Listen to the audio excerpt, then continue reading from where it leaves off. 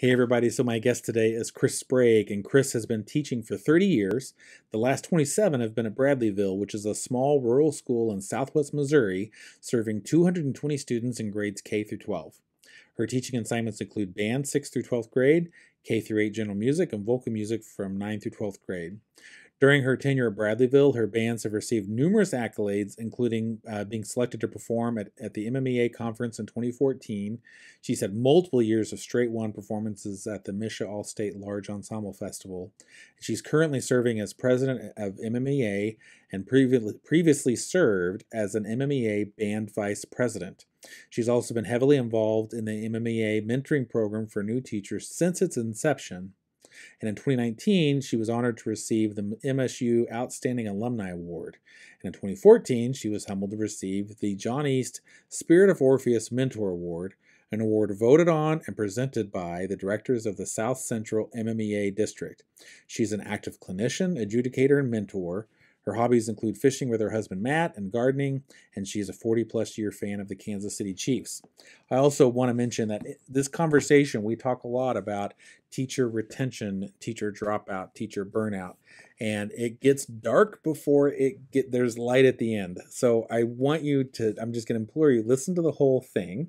Don't listen to the first half and then decide you've had enough of this and start Googling for how to resign. So hang in there, because Chris does give you hope and inspiration and some specific things you can do to turn around some of the challenging situations that you may be experiencing, that, as a matter of fact, I'll go on a limb and say you are experiencing in your program. So it's worth listening to the whole thing. The other thing I want to ask for is maybe a little bit of grace on my end, because some of these topics I got very fired up over and got very engaged in and very motivated and sometimes outraged. And so I got up on a bit of a soapbox, and even talking with some of our current political struggles. If you are someone who feels opposite of me, I hope you'll just take this as my opinion. And if you feel differently than I feel, or found that something I said is wrong, I welcome you to reach out to me, and I would welcome a conversation with you about it, because I'd like to be right on it. And I hope that you take that my some of the soapboxing and grandstanding I'm doing is just because I'm passionate about it, and I want to see our teachers succeed. I would not be in the position I'm in today as the owner of Springfield Music had it not been for music educators and for music. And so it's something I feel very, very deeply about. So if I step on any nerves or hurt any feelings, please know that's not my intent, and forgive me. But that being said, and one other thing that we should mention too, one of the complaints that we're dealing with in the teacher dropout is the pay. And certainly that's something that needs to be better. But one thing that we would be remiss to not acknowledge is that the retirement system in Missouri for teachers is actually quite good and quite generous. And it's something that, as one considers the merits of teaching, they should factor in our retirement system here. Okay, no further ado, let's get to Chris Sprague. So as we were just sort of having our chit chat before, Chris, you were mentioning you were feeling a little blue because we had intended to talk about mentorship. But we think we're going to take a quick detour and talk more about teacher burnout, teacher dropout, and kind of what's going on with that. And we're certainly seeing that not only in music education, but we're just seeing it in education across the board. And not only in Missouri, we're seeing it across the country. And certainly, I think this was something we were seeing even pre-pandemic, but boy, the pandemic has just thrown gasoline on the fire to make it difficult. So with that setup, like, why don't you tell me kind of what you're seeing from your end on teacher burnout and teacher dropout? Well, you're exactly right, Donovan. This was a problem before the pandemic. And this has just truly just exacerbated all the problems that we've been seeing. We've had less and less people enrolling in teacher education. And I really feel like in my mind, what a lot of that stems from the fact that and I'm not going to try to make us seem old or anything, but when you were and I were younger, teaching was this very well respected profession. I mean, we weren't paid a lot still, but people went into it because they wanted to help kids, and that was the centermost idea of teaching.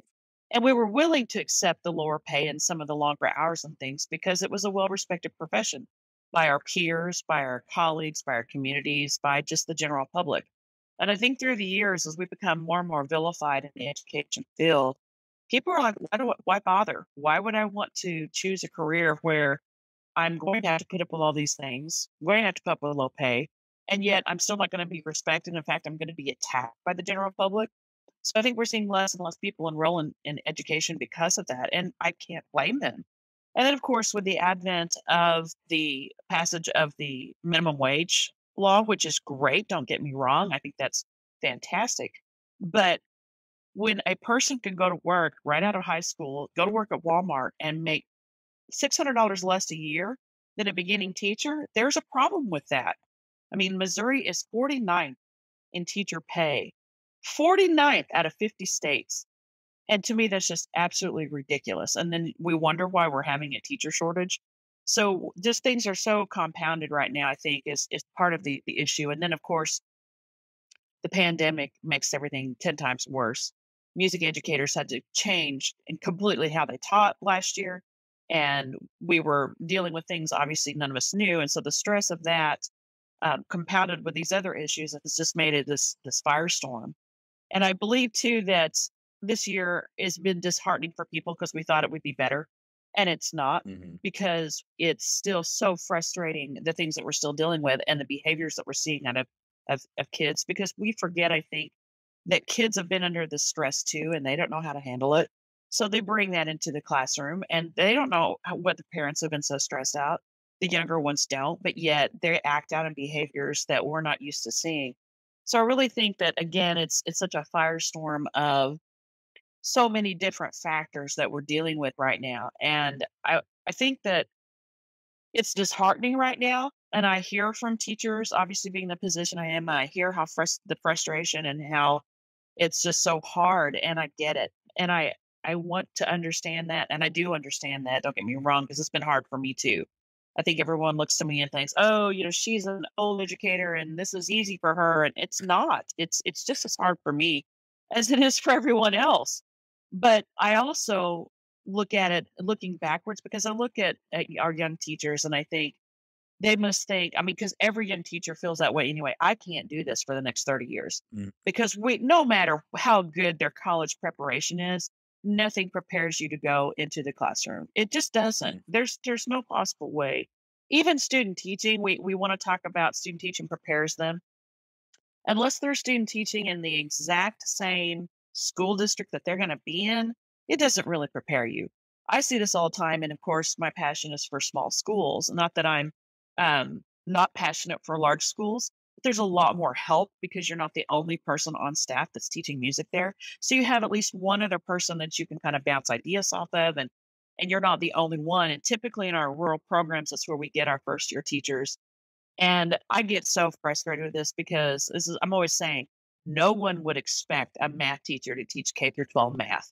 They would think that's ridiculous. But that's what we expect out of our teachers in K-12 schools. We expect them to know the entire discipline, and it's just not possible. I mean, I've been doing this now. This is my 30th year teaching. This is 27 at Bradleyville, where I've taught K-12 those 27 years. And I can tell you that had it not been for those first 3 years in a different program, I probably would have quit too after those first 2 or 3 years at Bradleyville, because it's so hard. Yeah. And I finally have realized, when I tell young teachers, it's like, you just gotta hang in there. I mean, really, truly, if they will just hang in for those first 3 or 4 years, they start to see things get easier and easier. You're not spending as much time planning. You're not spending as much time worrying about your classroom management, because it's a skill. We think it's something we automatically have, and we don't. It is a skill that is learned. Just like you can learn how to conduct and you can learn how to play your instrument. But for some reason, when we're teachers, we think and expect a first year teacher to be just as good as a 30th year at the 30th year. It just doesn't happen that way. So I'm I sorry, I get really passionate about that. No, I love that. I just want to add real quick and then let you carry on. But the last two podcasts that I've done that you haven't been able to hear yet because they're not out, but both of them we spent quite a bit of time talking about building culture. And when you want, it takes time and energy and effort to build a culture. But once you have a positive culture going, that also makes things easier because there now becomes a cycle of progression and expectation that things start to handle themselves without you having to do everything. But those first few years, you're in a program, you're trying to build a culture, trying to change things. Like, it just takes an enormous amount of effort and can feel overwhelming, but it won't be 30 years of those first 3 years, is the point you're making. It gets better and it gets easier. Exactly, and that is so true. It's always interesting to me that when young teachers ask me, "Well, how do you discipline?" I was like, "Well, I don't." Because when they're 5 years old, they learn how to act when they walk in my room, so that when they're 15, they still know how to act in my room. So that's one of the advantages of teaching in a K-12 program because you're building that culture when they're 5. And so when they are in the band program or the choir program, the expectation is already there. So I don't have the discipline issues that a lot of other teachers have, but you're exactly right. It's building that culture, and it is exhausting at the beginning. But once you start it and then you don't have to do it anymore because the older kids are doing it for you. I can't tell how many times I'll some young kid will say something dumb, and one of the older kids will I shouldn't say something dumb, something not if they know that they're poking the bear, and the older one will look at him and say, "We don't do it that way. This is how you're gonna handle it." And I don't even have to say a word. Right, So it's building that culture. And they're like, "Yeah, don't poke the bear. This is how we're gonna take care of this." right, right. I love that. I love that. You know, it is. It's so much fun because you get to see the older ones teaching the young ones how to behave. It's awesome. I wanna go back to something you said early on, and have a conversation about this. You had mentioned about how teaching used to be a more respected profession, which I agree with. I've heard that before, but I had a thought that hit my head as you were talking about that. Is anything respected anymore? Because I don't know that I can find anything that I think is really culturally respected. We don't respect our politicians, sometimes deservedly so. I'll not get into that deeply, but so we don't really treat that institution with respect. We often don't respect our frontline workers and essential workers. We see the kind of treatment that those people put up with. We see what we expect and demand and the turmoil we put like our healthcare workers through. So we don't really respect them. We often seems like we don't respect people that are working blue collar jobs that are necessary. We often don't seem to respect people who've been very successful and innovative. Like I'm not sure if we respect anybody. It seems like there's a general lack of respect. And it seems like that also carries through to what we even see in student behavior because they feel this semester in particular see that they're more emboldened to be disrespectful to authority figures. And on the one hand, I believe that people should, they have their rights and should be treated a certain way. But man, like the blatant disrespect that I see happening and that I hear from my wife that is happening regularly with her. Um, just the foul language that's directed towards her, and for her, it's a good week if someone doesn't tell her to F off or call her a bitch or something like that.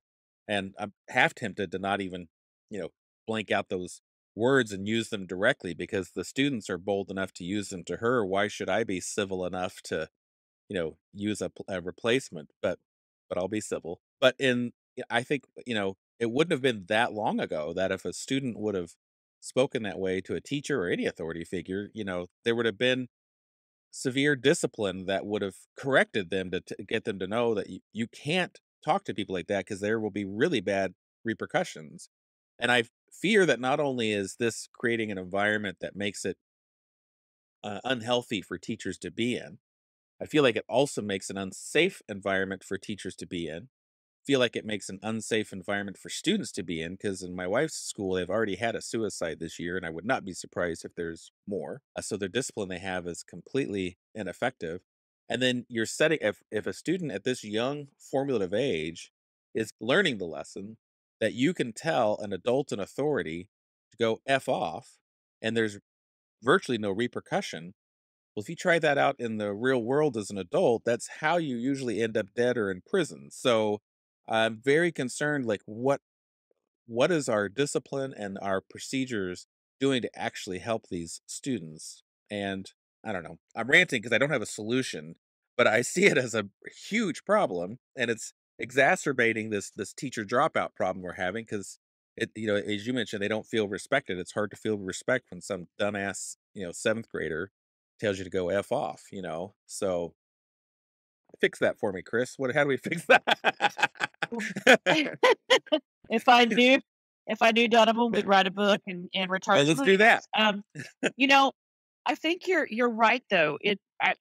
We don't, I think as a society, we have gotten away from this basic respect for others.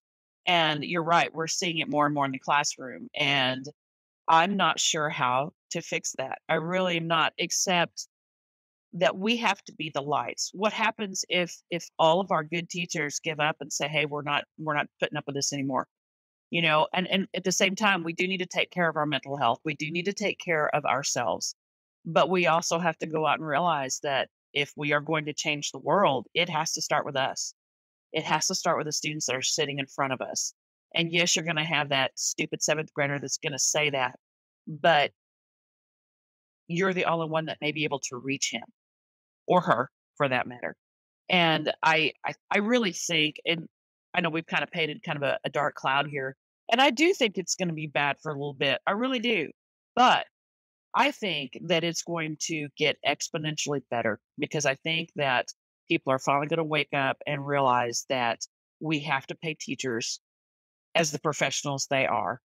We have to have basic respect for adults back into our classrooms and into our homes for that matter. Because I would just bet money that that kid that's saying that is saying the same thing to his parents.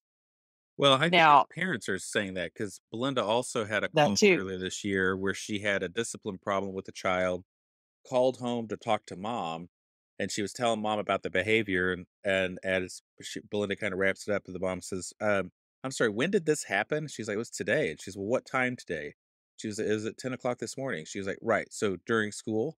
And Belinda's like, "Yeah." She's like, "Well, that sounds like that's your problem then, not mine." Like, that was the mom's response. So, Yeah, if the parents have that lack of respect for teachers, professionals, people in authority, then it's certainly gonna translate down to the student. And like I said, I feel bad for these students because it's monkey see, monkey do. They're gonna end up falling in that right. same path. That's not a path that's gonna lead to happiness and success. It's gonna lead to failure, frustration, and misery, which is not a great thing for them, but it's also not a great thing for not only just for teachers and other professionals, but just my wife in general, which then therefore affects my life, which is the Right. problem. So Right. that's why I'm on this soapbox. I want to get this solved because this is affecting me daily. Oh my gosh. Well, I hope maybe we're getting close to rock bottom as a society, and that will turn around. I appreciate. I mean, I know you're my guest, so for me to push back, I feel like it's probably not right, but I'm going to do it anyways. But I appreciate the what you're saying, and I know that you're right that we need to just try to be the change we want to see.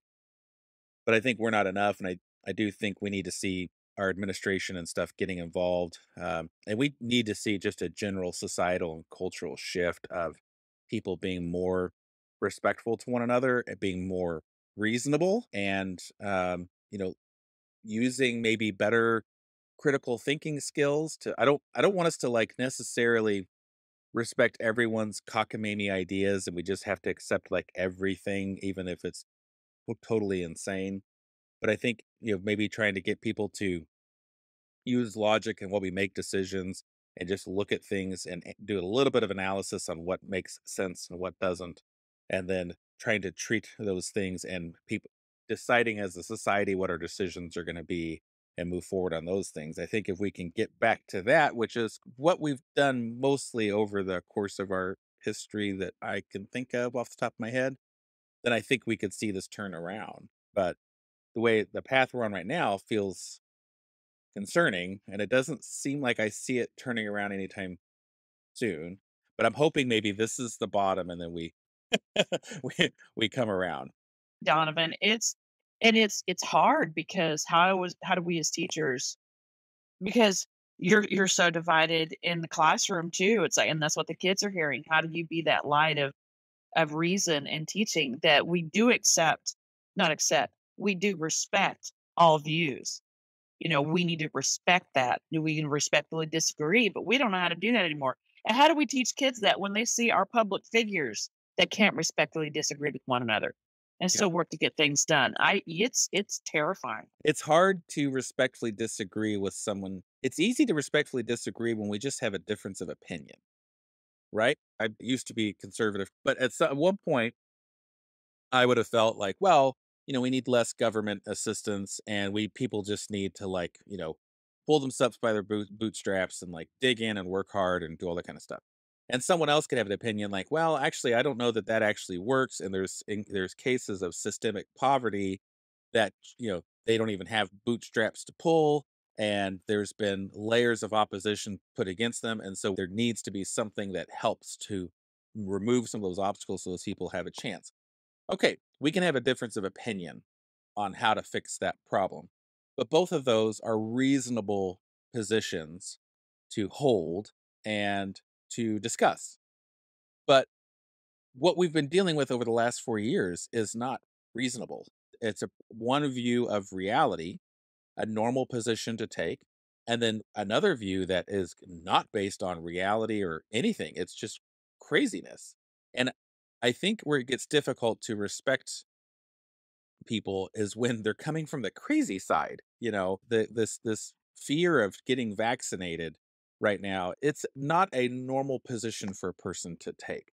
We've had vaccines for decades and decades and decades, and they've been successful. This thing has been administered millions, hundreds of millions of times, like, and we know what the risks are, which are minimal for it, whereas we see what happens with COVID, and those risks are monumental compared to the vaccine, and we can't even agree on that, which is simple science. It's just simple science, and I get that not all of us are scientists. I'm certainly not a scientist. My degree is in music education, so like I'm not a scientist, but I respect those people who have spent their entire lives studying science.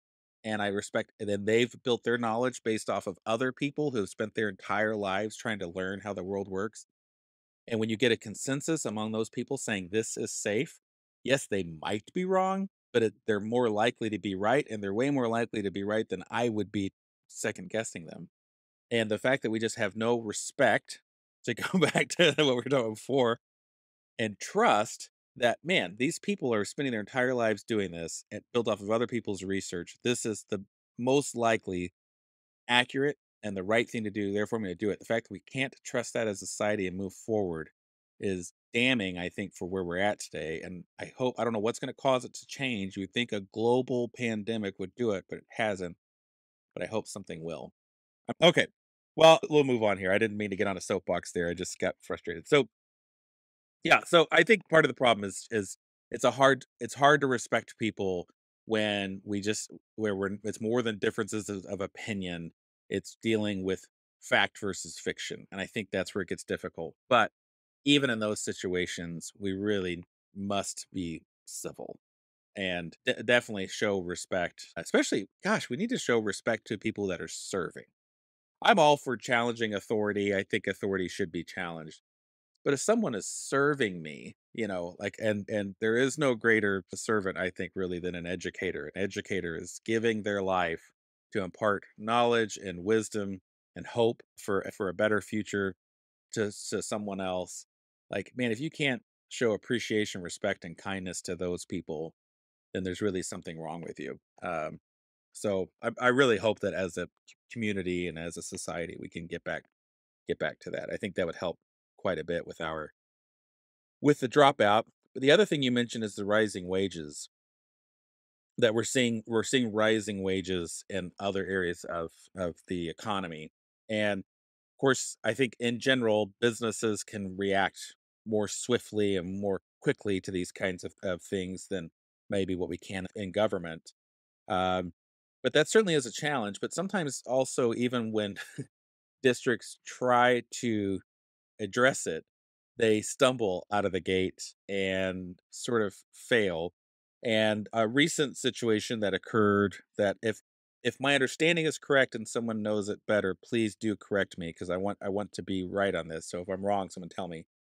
But the Springfield district, which I believe is the largest district in the state, recently revised their stipend schedule and raised stipends significantly, which is great. So for all those teachers that are doing extra duty, like band directors, um, their stipends would be increased. But rather than what the district did is they increased them substantially, but rather than let have people teachers get substantial raises, they tried to basically take away any years of your ladder towards stipend ownership, and they tried to reset those and just put you within a couple of percent more of where they'd be on this new plan. So if you came into this with 15 years of service and the new stipend plan would mean you get an extra $4,000 in stipend, they tried to reset it and bumped you back down to like year 1 or 2, so you'd only see like a 3% increase. And somehow, someone in this massive school district with this huge administration with all this money thought that was going to go over well. And it didn't take Right. long for the teachers to think, wait a minute. So if someone new comes into the district next year and then does the same job I do, and but they have 10 years of experience because they're new, they would get the 10-year stipend where I'm only getting the 1-year stipend. Hell no. Like, to their credit, they did eventually end up reverting that, and they're going to make it right. It's going to take them a couple of months to square it away, but they are going to do the right thing. But they didn't do the right thing right out of the gate. And to me, that would have been Right. And why not? yes. I was telling Belinda about this last night. Springfield Music is essentially run by 3 or 4 of us at the leadership. There's 3 or 4 of us that make those types of decisions. We would have known better than to do that, you know? And we're just a tiny company compared to the SPS school district. Like, how did they not know any better that that's going to go over like a turd in a punch bowl? Like resetting out everyone's Well, years of experience for earning stipends. Like, man, you're messing with their money. You think they don't? Yeah, teachers are committed and they do this because they have a deeper love and stuff like that. But they're not doing it for free and they want to get paid. So right. Well, and that's part of the issue is that we have people making decisions for educators that either A have not done the job or have not done the job in 10 or 15 years. yeah, And that or we have people at the legislative level who think they know all about education because they were once a student. And they're making decisions for teachers without teacher input. And that's the biggest problem right there. If you want to get me on a soapbox, get me started talking about some of our legislative decisions that are being made about education at the state, federal level. I get really, really irate about again, we're making rules for educators who they have no idea what they're talking about. I mean, yeah, absolutely none. And on the same idea, and while I please don't take this the wrong way, I love our higher education people, but so many of our young teachers are being taught by educators who maybe only spent 2 or 3 years in a public classroom and then went into higher ed. They really don't know what's going on. They really don't. And I get really frustrated by that because we're trying to prepare these young people to go out. And I really think that's part of the problem with the disconnect that's happened over the past 10 years or more is yeah. that we have students being in college being trained by people who didn't do the job. We need people like me, and I'm not saying I'm the person to do it, but we need people to put 30 years in a classroom to be training educators, Yeah. not people that put 3 years in a classroom training educators. I think there's probably some kind of middle ground between there. I know a lot of educators that have taught 15 successful years, 15, 20 successful years on up to 30 or 40s in some cases. That would make excellent collegiate educators.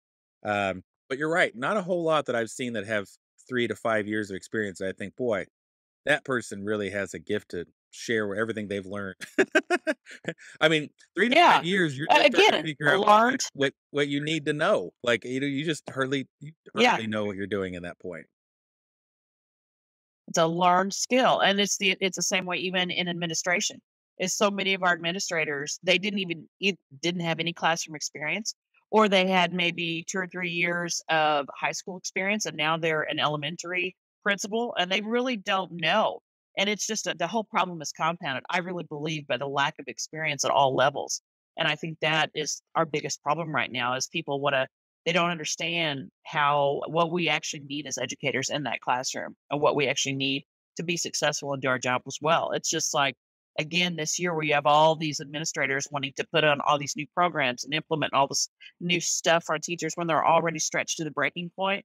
That is an administrator that doesn't understand what's going on in the classroom, or a legislator that doesn't understand what's going on in the classroom. If we're gonna have a revolt, then we need a revolt by dragging our administrators and legislators into these classrooms, sitting up at the front of the Mhm. class, not sitting in the back with a clipboard, and let them stand on that podium or let them stand in front of that smart board and experience firsthand what this is like. And then not let them come up with the solutions, but then let them pull the people that are in the trenches to see, like, well, what should be done here? You're the one that's doing this every day.